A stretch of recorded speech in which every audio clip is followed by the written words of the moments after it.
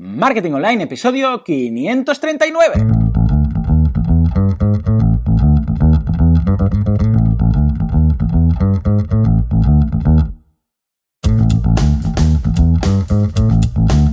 Muy buenos días a todo el mundo y bienvenidos un día más, una jornada más, un martes más a Marketing Online, el programa, el podcast en el que hablamos de todos esos conceptos, técnicas, estrategias y noticias del marketing digital, del marketing en internet, del marketing 2.0, del inbound marketing, del marketing de redes, da igual como lo queráis llamar. Esto es Marketing Online. Hoy, martes 7 de junio del 2016, programa 539, ni más ni menos, que vamos a dedicar hoy a los obreros que se pasan todo el día en la construcción. De hecho, tengo unos aquí justo delante, desde aquí les saludo, porque están haciendo unas obras en el edificio de adelante. Pues desde aquí me he acordado de ellos y un abrazo a todos. Porque no es fácil estar todo el día ahí. En fin, señores, hoy, como digo, un día especial porque es martes y en lugar de una idea de negocio, lo que voy a hacer, como ya os propuse ayer y el feedback que tuve era correcto, era muy bueno, pues lo que vamos a hacer es contestar más preguntas. ¿Por qué? Porque se han acumulado estos días. Sabéis que ha habido un par de semanas un poco distintas. Bien, pues lo dicho, hoy vamos a responder más preguntas de la audiencia, pero antes, como ya me imagino que sabréis, boluda.com/cursos, ¿qué es lo que encontráis ahí? Esos videotutoriales guiados paso a paso, a tiempo real, de marketing online, desarrollo web y ahora también otro software, habilidades, etcétera, como por ejemplo el curso de Photoshop y más que están por caer. En breve os informaré. Ya sabéis, cada día una nueva clase a las 10:10. Hoy, por ejemplo, es martes. Los martes que tenemos WordPress avanzado y hoy a ver qué toca. Shortcodes, cómo hacer vuestros propios shortcodes. Esto está genial, está muy bien, muy útil, ¿eh? Echadle un vistazo porque está muy práctico. Ya sabéis, cada día, de lunes a viernes, las clases normales, los sábados también a la misma hora, a las 10:10, los cursos flash y muchas más novedades, cosas que hay ahí. Bueno, echad un vistazo, boluda.com/cursos, ya veréis que también tendréis mi soporte en cuanto a las dudas de los cursos, etcétera. Cualquier cosa que queráis montar, la tenéis ahí. Y ahora sí, venga, sin más dilación, porque la idea de hoy, hacer otro episodio de preguntas, es para ir contestando a todas las acumuladas, ¿de acuerdo? O sea que empezamos y vamos a empezar a ver quién me lo pregunta. Dani. Y Dani me dice lo siguiente. Lo primero, felicitarte, muchas gracias por la labor de divulgación que haces. He empezado a oír tu podcast y me parece muy entretenido y enriquecedor para los que no sabemos nada de marketing. Aún estoy con los primeros episodios, madre mía, los primeros episodios. Pero ya me está resultando útil y sobre todo motivador para los cambios. Y en estos cambios es donde quería formularte una consulta para ver si pudieras ayudarme al menos en orientar bien la solución. Entonces me dice, tengo varias ocupaciones, entre ellas la de fotógrafo profesional. Debido a la gran competencia que se está dando en los últimos años en fotografía social, estoy tendiendo más a otros nichos. Ahora estoy con fotografía deportiva. Acudo a un evento deportivo, por ejemplo a una competición de gimnástica rítmica, y luego algunos papás me compran fotos o álbumes y de ahí aprovecho para tener nuevos clientes para posibles comuniones, etc. Muy bien, hasta aquí perfecto. Entonces me dice, la cuestión es que quiero preparar una zona de mi web, abandonada por completo, la web, para hacer una tienda donde mostrar las galerías de las competiciones para que los papás puedan comprar las fotos directamente ahí. Hay que pensar que cada galería puede contener 1000 fotos y que cada X días habrá una nueva galería. Quiero decir que hace falta algo práctico y dinámico. Además, quiero que las galerías sean privadas, que solo los papás de esa competición puedan acceder a ella. Necesito que se puedan modificar los precios y sobre todo por cantidades. Por ejemplo, una foto 10 euros, pero 5 fotos 7 euros por foto, por ejemplo. Pago por tarjeta y PayPal y descarga directa. Por lo poco que he escuchado, creo que lo ideal sería hacerlo con EDD y Stripe, pero mi desconocimiento me hace dudar en cuanto a manejar galerías tan grandes y tener que subir nuevas galerías cada semana. Ese sería el camino correcto, voy a intentar hacerlo yo, pero no sé si seré capaz. En cualquier caso, cualquier consejo será bienvenido. Dani. Muy bien, pues Dani, madre mía, hay 1000 formas de hacer esto. Básicamente sí, correcto, con EDD puedes, con WooCommerce también, porque con WooCommerce puedes vender fotos sin ningún tipo de problema. Incluso hay algunos plugins que ya no son ni EDD ni WooCommerce especializados para fotógrafos, para vender grandes galerías de fotos, precios, marcas de agua, etcétera. Te dejo uno en las notas del programa y lo verás. Pero lo puedes hacer perfectamente con WooCommerce y Membership Sites, porque una de las cosas que quieres hacer es, que es lo distinto, podríamos decir, porque en principio, vamos, son fotos, pero como si fuera cualquier archivo digital, tú lo puedes vender. Entonces aquí lo que quieres hacer un poco distinto es que se tenga alguien que identificar de alguna forma. Esto dependerá, claro, porque estas personas que vayan a ver las fotos de alguna forma van a necesitar un password, un acceso. Entonces, claro, ¿cómo quieres dar este acceso? ¿Quieres, por ejemplo, las personas que vayan a ver ese espectáculo, entonces darles un password o darles una tarjetita y decirles, pues mira, en esta web vas a poder encontrar todas las fotos que he hecho? Y entonces esa tarjetita que sea con un password, que sea solo para esas personas. Claro, o quieres hacerlo a nivel individual, de decir, no, todos y cada una de ellos, pero claro, entonces ¿cómo los identificas? Porque tienes que saber seguro que esa persona en principio estaba ahí, ¿no? Entonces deberías analizar bien si realmente quieres que esto sea privado. Claro, esto dependerá también de muchas cosas a nivel de derechos de imagen, etcétera. Pero en el caso que sea así, deberías pensar cómo vas a darles acceso a esas personas o cómo esas personas van a darte acceso a ti. Entonces, en función de cómo te hayas planteado esto, entonces puedes hacer, por ejemplo, un membership site con esos passwords para cada uno o proteger directamente. Si lo haces con WooCommerce, lo puedes proteger directamente con contraseña y dar esa contraseña con tarjetitas a las personas, a los asistentes al evento. Entonces ahí lo tendrías. Pero vamos, correcto. Puedes usar EDD, puedes usar el plugin que te dejo las notas del programa, puedes usar WooCommerce, ningún tipo de problema. Todas las cosas son más que correctas, ¿de acuerdo? Muy bien, pues venga, ahora nos vamos a hablar con Jorge desde Barcelona, nos escribe y nos dice, imagino que estarás hasta arriba de trabajo. Efectivamente, no os podéis hacer idea. Dice, te agradezco mucho los podcasts que cuelgas todos los días y actualmente me estoy leyendo tu libro. Muy bien, pues muchas gracias, Jorge. Espero que te sirva de mucho y que gracias a él des ese paso a emprender. Muy bien, entonces me dice, donde trabajo tenemos una web corporativa hecha en WordPress y vamos a crear una tienda online nueva. Las características de la web son, primero, tiene varios idiomas, segundo, tiene algunas categorías que están compuestas por varias subfamilias, hasta 5 subfamilias, madre mía, y estamos en duda en, primero, incluir toda la tienda online dentro de una subcarpeta, por ejemplo, el dominio.com/tienda y montarla ahí, crear un subdominio del dominio actual, es decir, tienda.dominio.com, o crear un dominio independiente de la web corporativa. Cuando hay varios idiomas, ¿qué es mejor? ¿Crear subdominios, diferentes dominios o subcarpetas? Bueno, pues Jorge, esta pregunta es muy clásica y sin ningún tipo de duda, lo mejor son distintos dominios. ¿Qué tienes la web en catalán? .cat. ¿Qué tienes la web en español? .es. ¿Qué tiene la web en italiano? .it. En francés? .fr. Y así. Es lo mejor, sin ningún tipo de duda. ¿Por qué? Porque entonces no solamente es una web con un subdominio o una web con una subcarpeta, sino que son webs distintas. De hecho, yo os aconsejaría hacerlo con Multilingual Press, no con WPML. Porque WPML es un poquito, bueno, es bastante mastodóntico, es un plugin que está muy bien, que está correcto, pero tiene a la larga, sobre todo cuando utilizas WooCommerce y utilizas otros plugins, pues siempre acaba apareciendo una incompatibilidad u otra con otro plugin. En cambio, si lo haces con Multilingual Press, que es con Multisite, que por cierto tenéis un curso de Multisite, ¿qué es lo que vais a lograr con esto? Que vais a tener webs independientes. O sea, vas a tener tu dominio.com, tu dominio.es, .cat, .it, .fr, da igual. Todos los idiomas que quieras, y Google lo va a considerar como tal, como webs distintas, y se te van a posicionar más fácilmente en Italia, en Francia, en todas partes, que si lo tienes todo en un .es o en un .com y a partir de ahí esos subdominios o esas subcarpetas. O sea que sin ningún tipo de duda yo haría domain mapping, que es como se llama, y un multisite. Y ya veréis cómo, es que incluso en Webmaster Tools lo vais a tener todo por separado, la densidad de palabras, todo por separado, créeme, vale mucho la pena. Y por si alguien tiene también esta duda, os voy a dejar algunos enlaces en las notas del programa comentando esto, ¿de acuerdo? O sea que ahí lo tenéis. Muchísimas gracias, Jorge, por tu pregunta.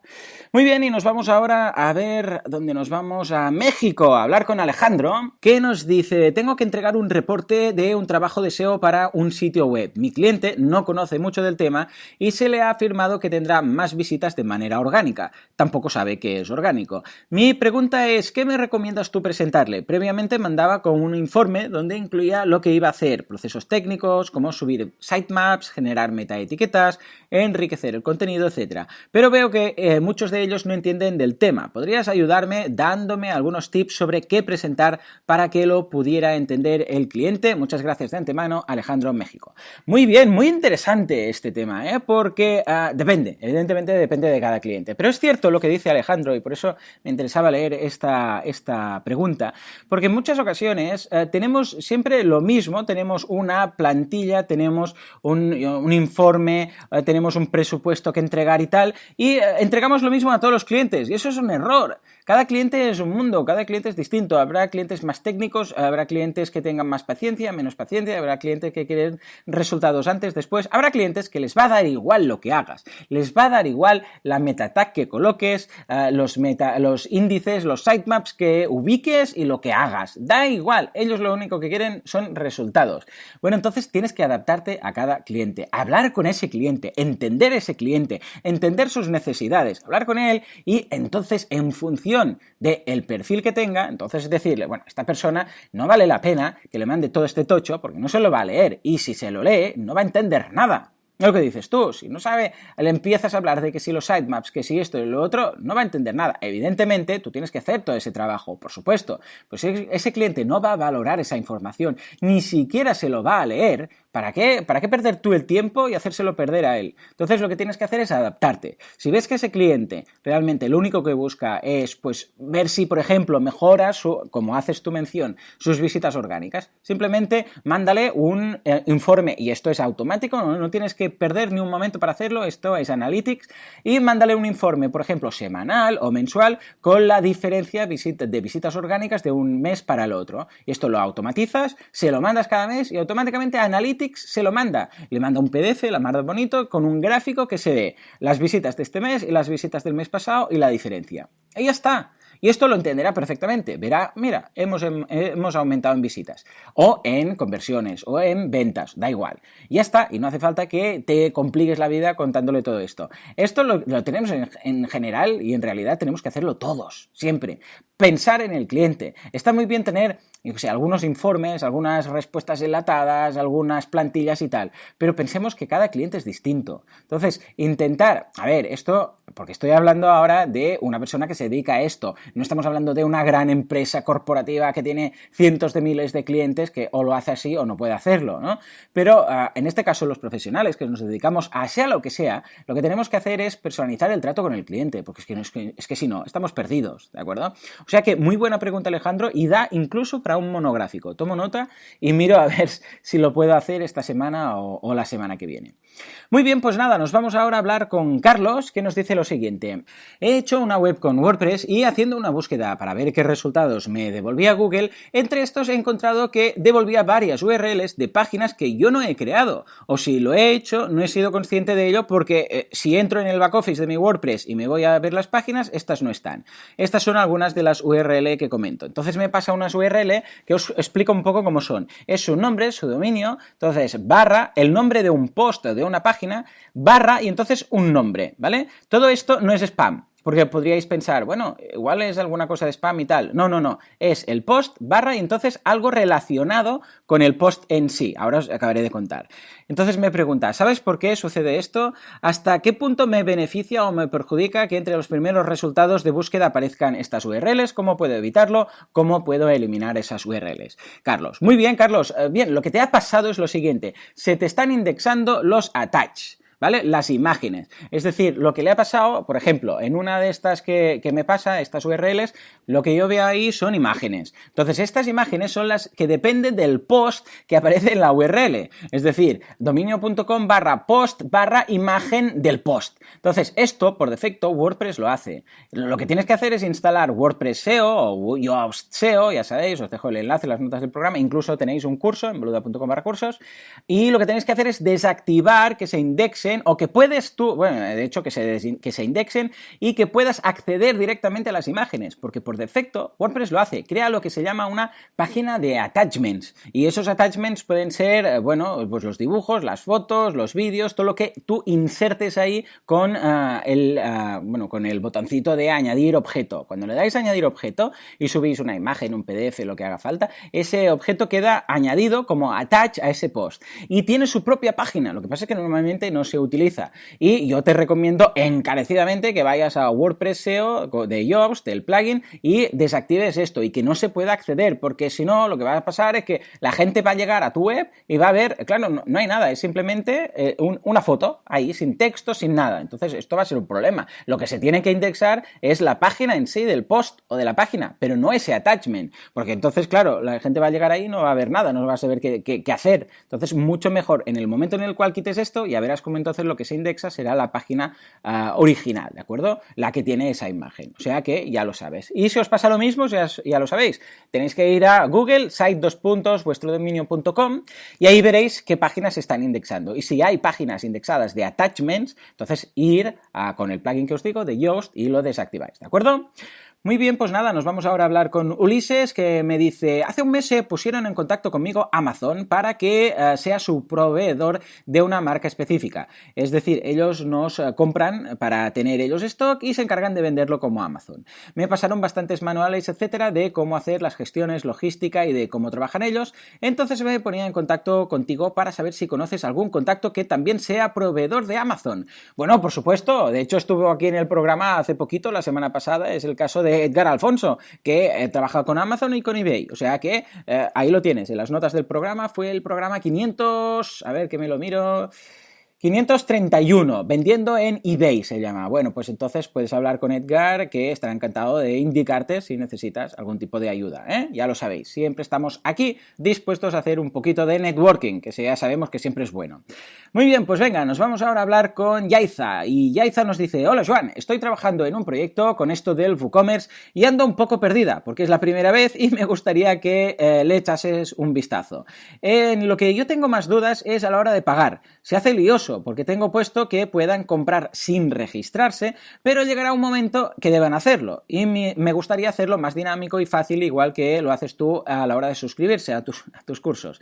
¿Hay alguna forma de gestionar todo esto? Muchas gracias por tu ayuda. Bueno, por supuesto, de hecho hay muchos plugins que simplifican el proceso de compra de una página web o de invitados. Entonces, de esto lo he comentado y lo he hablado en varias ocasiones en distintos podcasts. Os dejo todos estos enlazados.